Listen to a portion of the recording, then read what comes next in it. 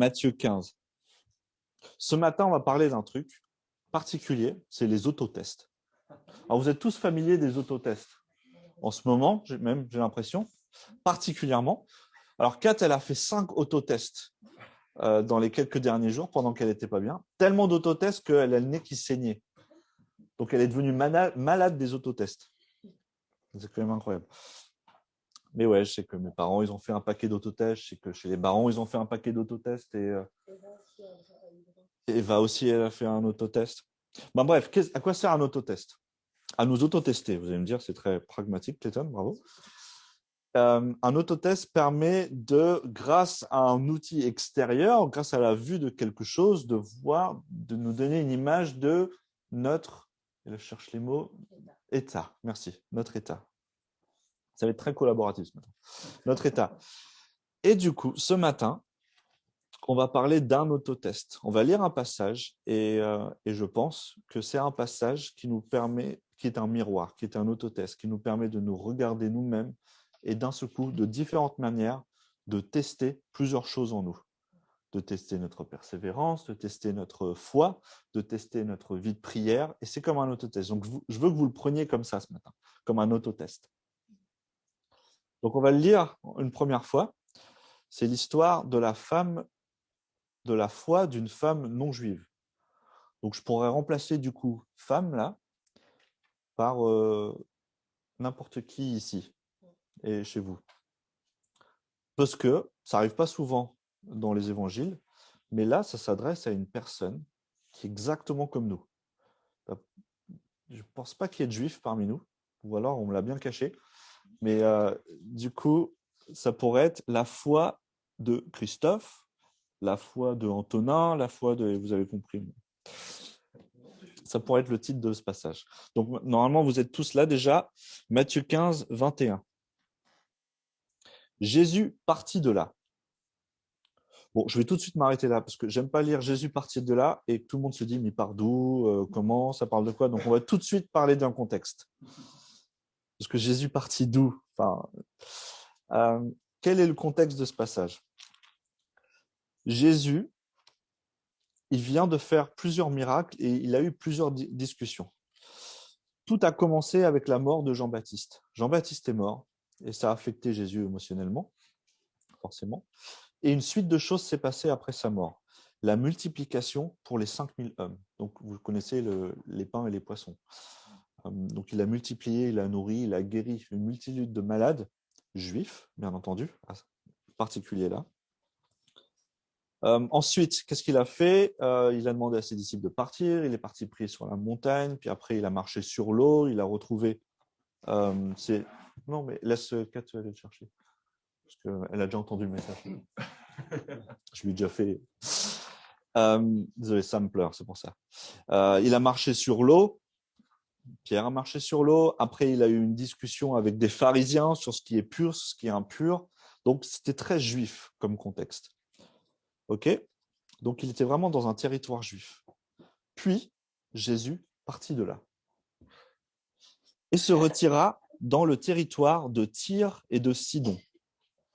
Alors, une femme cananéenne qui venait de cette région lui cria: « Aie pitié de moi, Seigneur, fils de David. Ma fille est cruellement tourmentée par un démon. » Il ne lui répondit pas un mot. Ses disciples s'approchèrent et lui demandèrent: « Renvoie-la, car elle crie derrière nous. » Il répondit: « Je n'ai été envoyé qu'aux brebis perdues de la communauté d'Israël. » Mais elle vient se prosterner devant lui et dit: « Seigneur, secours-moi. » Il répondit: « Il n'est pas bien de prendre le pain des enfants et de le jeter aux petits chiens. » « Oui, Seigneur, dit-elle, mais les petits chiens mangent les miettes qui tombent de la table de leur maître. » Alors Jésus lui dit: « Femme, ta foi est grande. Sois traitée conformément à ton désir. » À partir de ce moment, sa fille fut guérie. Donc, vous avez tous sûrement lu cette histoire, ou en tout cas, si vous la découvrez, peut-être qu'elle suscite en vous certaines émotions. Je vais vous dire ce qui s'est passé juste après. Jésus guérit de nouveau des malades.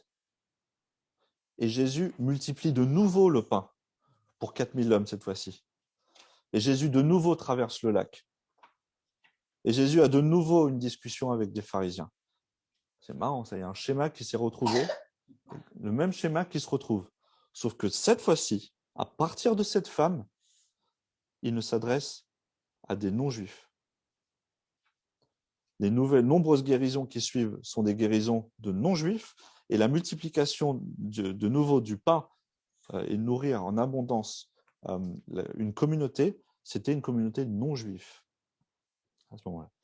Donc, il y a une espèce de transition qui s'opère entre la première partie de avant ce passage-là, de Jésus qui s'adresse aux Juifs, qui guérit des Juifs, et ensuite il rencontre une femme non-juive. Il y a toute une discussion qui se passe, et à partir de là, il se révèle à des non-juifs. Donc, je veux que vous gardiez ce contexte-là en tête. Donc, comme je disais, c'est un autotest. Je pense que c'est les mots de Jésus, ou en tout cas les non-mots de Jésus, ont suscité en vous des émotions ou des questionnements. Et c'est ces questionnements que je veux adresser. Donc, si on peut prendre juste un peu de temps là, et je veux pas que vous activiez le micro pour pas que ça perturbe, mais de votre côté, j'aimerais que vous parliez du sentiment, ou vous disiez entre vous le sentiment qui vient à ce passage-là. Pas forcément une étude théologique, mais juste votre ressenti. Qu'est-ce que ça suscite chez vous comme émotion là? Et on va faire pareil ici.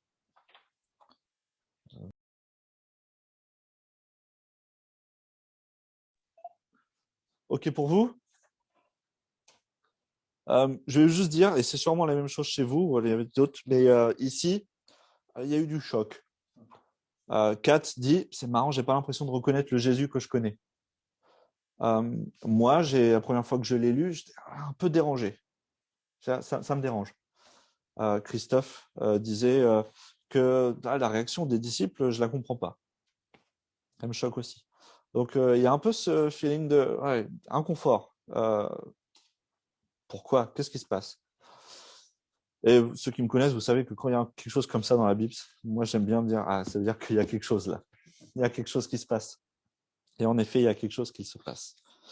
Alors, je vais vous donner un peu mon étude et surtout, je pense que le Saint-Esprit m'a révélé à travers ces passages. Jésus part de là, il va dans un territoire, le territoire de Tyr et Sidon. C'est un territoire qui n'est pas du tout un territoire juif. C'est au nord, ouest, pardon. Si vous voyez un peu la carte d'Israël, c'est au nord-ouest, c'est assez haut. Et c'est même pas un territoire comme la Samarie, où ils avaient une croyance en Dieu, mais ils n'avaient juste pas forcément la même théologie, la même révélation. Là, on est vraiment dans un territoire païen. D'autres dieux, d'autres tout, territoire païen. OK? De Tyr et Sidon, c'est exactement où c'est. Alors, une femme cananéenne. Certains d'entre vous peut-être ont tiqué. Cananéen? Cananéen, c'est pas le pays d'Israël. C'est marrant. D'ailleurs, là, c'est seulement Matthieu qui nous dit que c'est une cananéenne, parce qu'en fait, ils ne s'appelaient pas des Cananéens. C'est une mention très spécifique. C'était le territoire syro-phénicien. Si vous lisez le même passage dans les autres évangiles, ce n'est pas écrit cananéen, c'est écrit syro-phénicien. Donc, et à cette époque-là, on les appelait des syro-phéniciens. Ce n'étaient pas des Cananéens. Mais pourquoi il nous dit Cananéens là? Parce que Matthieu veut qu'on fasse un peu référence à l'Ancien Testament, à ce que représentent les Cananéens. Et les Cananéens sont un peuple qui ont été chassés de ce territoire parce qu'ils étaient plus dignes d'avoir ce territoire-là et qui ont été remplacés par le peuple juif. Donc c'est pour renforcer cette notion de ils sont païens. Les Cananéens étaient connus pour faire des sacrifices de leurs enfants vers un faux dieu. C'était assez grave. Donc c'est une Cananéenne, ça veut dire qu'elle a tout cet héritage-là. Donc elle venait de cette région. Et là, elle dit quelque chose qui ne fait pas tiquer les disciples et qui ne m'a pas fait tiquer moi au début, mais que quand je l'ai vraiment vu, j'ai été humilié.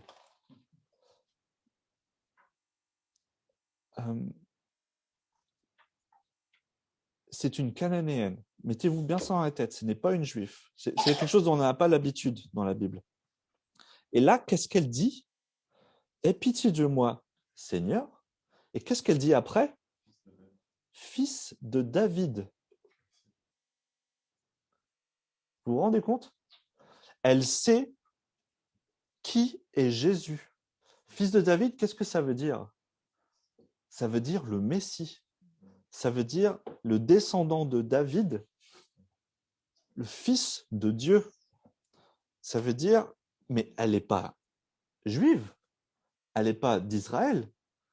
Elle connaît, enfin, elle a une révélation de qui est vraiment, vraiment Jésus. Chose que les Juifs eux-mêmes n'avaient pas.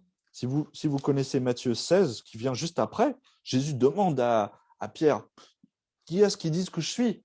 Il y en a qui disent que tu es ça, d'autres tu es ça, et vous, qui? Et là, Pierre dit, tu es le Fils de Dieu, le Messie. Et là, il reconnaît ce que cette femme non juive a découvert avant. Et ça, c'est fort. Donc, elle vient vers Jésus et elle sait exactement qui il est.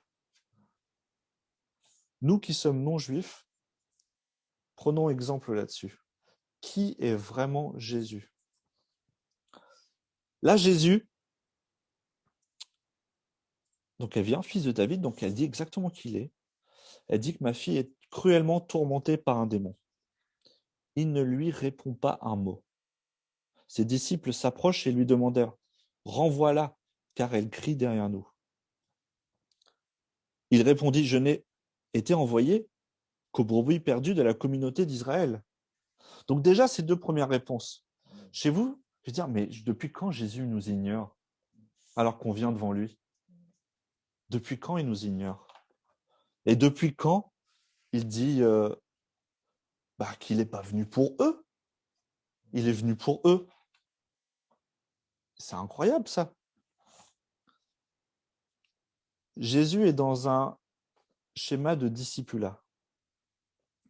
Il s'adresse à ses disciples. Il a d'ailleurs, un peu avant, envoyé ses disciples en leur disant « Je vous envoie 2 par 2, mais n'allez que à la communauté d'Israël. » Donc il leur dit à ses disciples « Allez à la communauté d'Israël. » Et donc là, il est dans un territoire qui n'est pas du tout la communauté d'Israël. Et une femme l'interpelle avec un problème. Jésus ne répond pas. Puis après, les disciples disent « Bon, Jésus ne répond pas, il faut qu'on la dégage. » Et Jésus répond « Je n'étais qu'envoyé qu'aux brebis perdues de la communauté d'Israël. » Il dit ça à ses disciples, parce qu'il est en train de leur parler.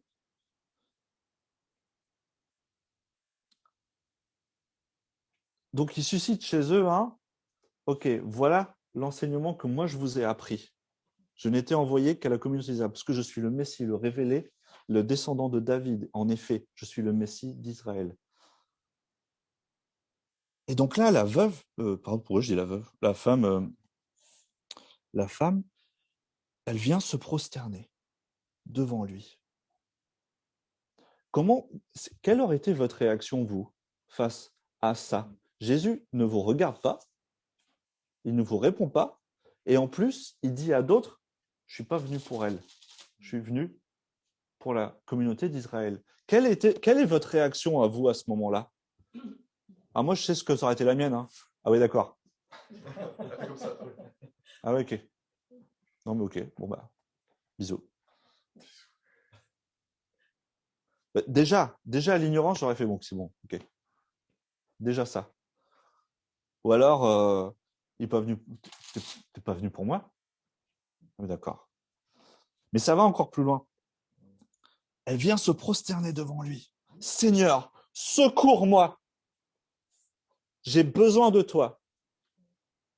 Je ne peux pas continuer là un jour de plus sans toi. J'en rajoute un. Et il répondit, il n'est pas bien de prendre le pain des enfants et de le jeter aux petits chiens. Non, mais tu me prends pour un chien? Quelle est, là encore, votre réaction à vous, là? Et qu'est-ce qu'elle répond? Jésus, dit-elle, une petite miette de toi changerait ma vie.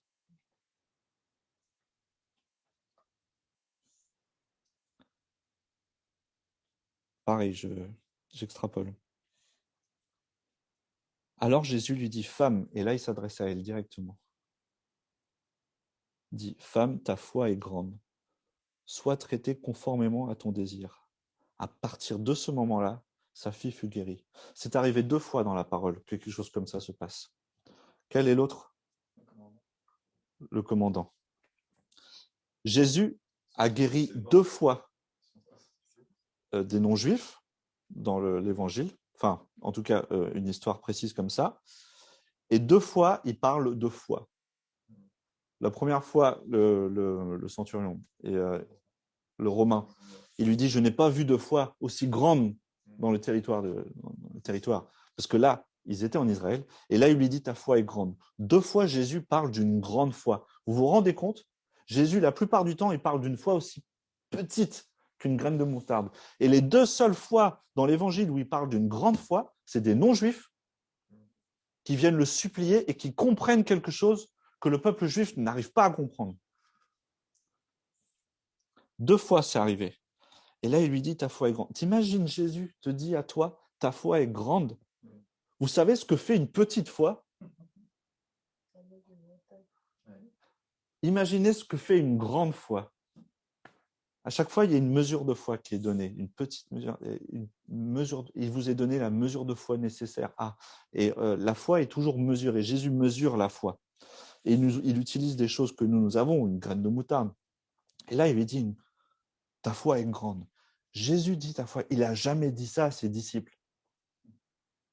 Donc peut-être que là, vous êtes en train de vous dire, le contraste commence à changer quand même. Peut-être que je reconnais le Jésus. Ok. Donc, j'aimerais vous souligner 3 points qui sont des points essentiels d'autotest. Ça commence par Jésus partit de là et se retira dans les territoires. Ça parle que de Jésus. Jésus a fait ça, Jésus a fait ça. Bon, ok, il était tout seul. Non, il y avait ses disciples avec lui. Ce qui compte, c'est Jésus. Jésus seul, ce que Jésus fait. Pas ce que toi tu fais. Ce que Jésus fait. Toi, tu suis Jésus. Jésus, il mène le chemin. Jésus, il va là, il va là. Toi, tu suis Jésus. C'est pas Jésus qui te suit. Et là, c'est pas Jésus et ses disciples partir de là. C'est Jésus parti de là. Et il fait ça. Et en plus, il apprend quelque chose à ses disciples. Suis Jésus. On suit Jésus. Pas Jésus suit votre vie et vous accompagne à travers tout. Non, vous accompagnez Jésus partout où il va. Là où Jésus bouge, vous êtes. Jésus, il est à côté de vous, il est en vous. Donc, vous suivez Jésus. Et ça, c'est différent. Je suis Jésus. La deuxième chose, c'est la persévérance et la patience. Jésus nous demande de persévérer et d'avoir de la patience. Luc 18:1 nous dit que Jésus dit « persévérer dans la prière ». Jésus lui-même dit « persévérer dans la prière ». Les prières sont pour Jésus. Et lui dit « persévérer quand vous me parlez », grosso modo. Persévérer dans la prière. Et moi, je suis là à prier. J'ai un problème. Remplacez le problème de cette femme, de sa fille qui a un démon, par n'importe quel problème que vous pensez avoir dans votre vie. Remplacez-le et venez à Jésus. Et vous venez, Jésus, j'ai un problème. Je n'arrive pas à régler ce problème-là par mes propres forces.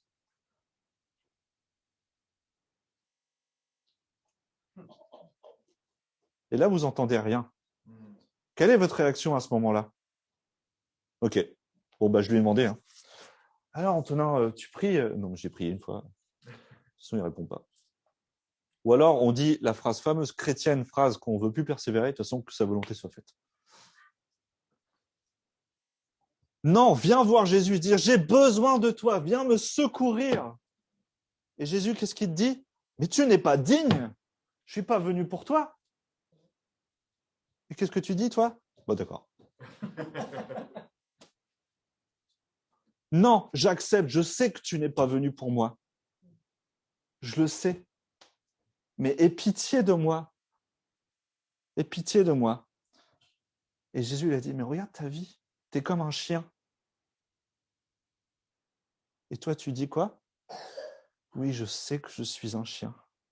Je sais que je ne mérite pas. Je sais que je suis tellement loin. Mais Seigneur, je viens, je me mets à genoux devant toi. Et juste une miette de ta grâce vient transformer ma vie, je le sais. Ça, c'est la foi qui est grande. Et Jésus, là, il répond.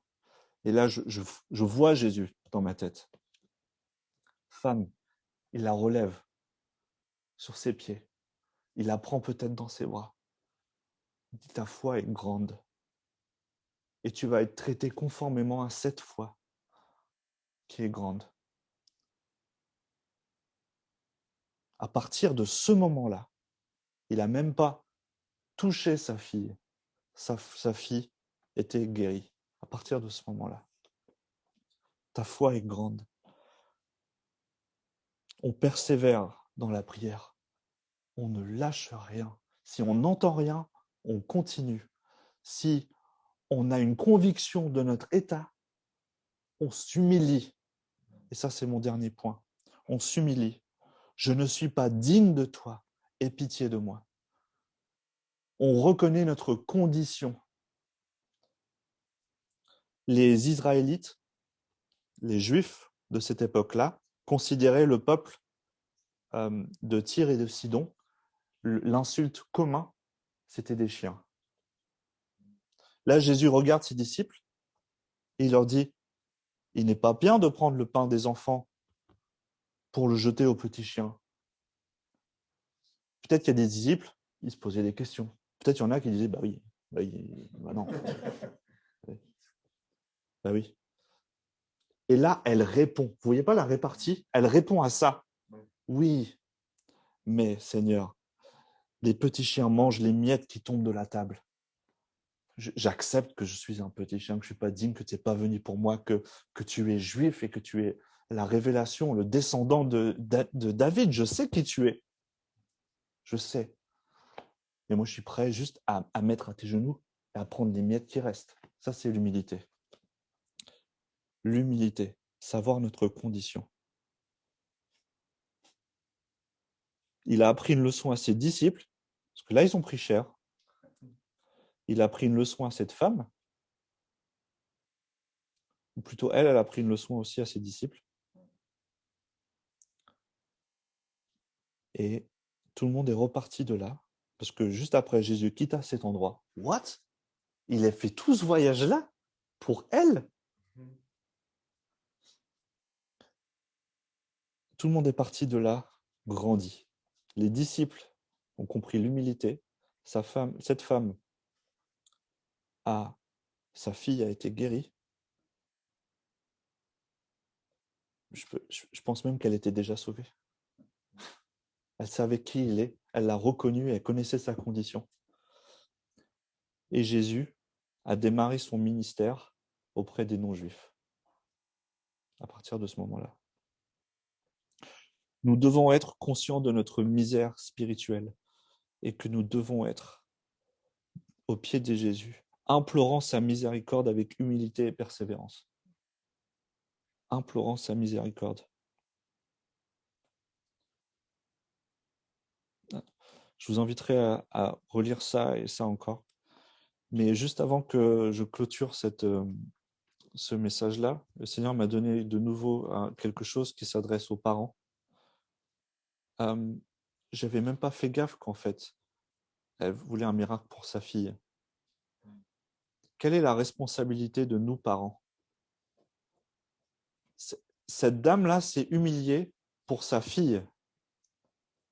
C'est pas sa fille qui est venue auprès de Jésus. C'est ses parents qui ont persévéré. Elle s'est humiliée pour ses enfants.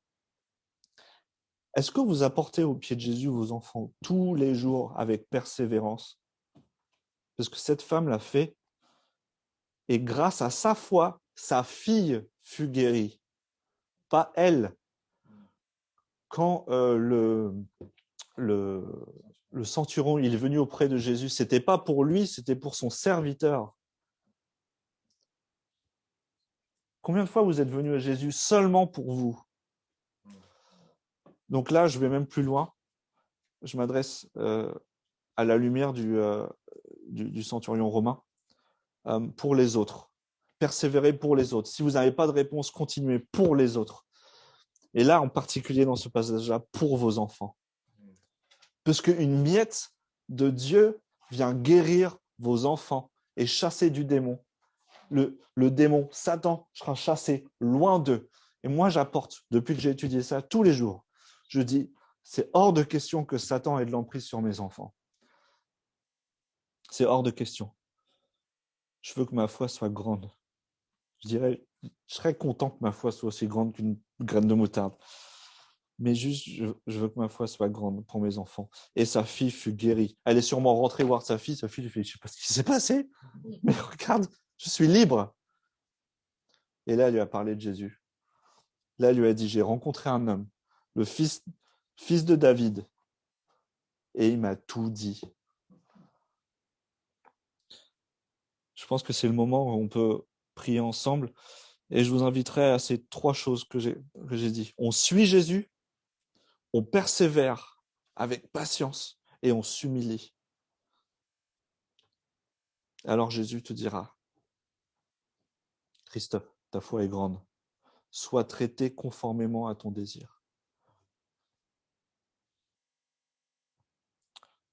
J'espère que ça a pu vous interpeller ce matin et je suis assez passionné par ça. Des fois, c'est dur de rester composé. Composed, ça c'est plutôt anglais, mais de rester sans émotion. Mais étudier ce passage-là, allez lire ce qui est dit dans Marc 7, 24, c'est le même passage. Il donne plus de détails. L'exception, les 2 exceptions justement des 2 miracles. Donc là, c'est la foi juive. L'autre exception, c'est dans Matthieu 8, 5, avec le centurion romain. Donc je vous donne juste les petites clés, les endroits à aller chercher. Et je vous prierai de passer un moment de prière là, les uns avec les autres. Que Dieu vous bénisse tous.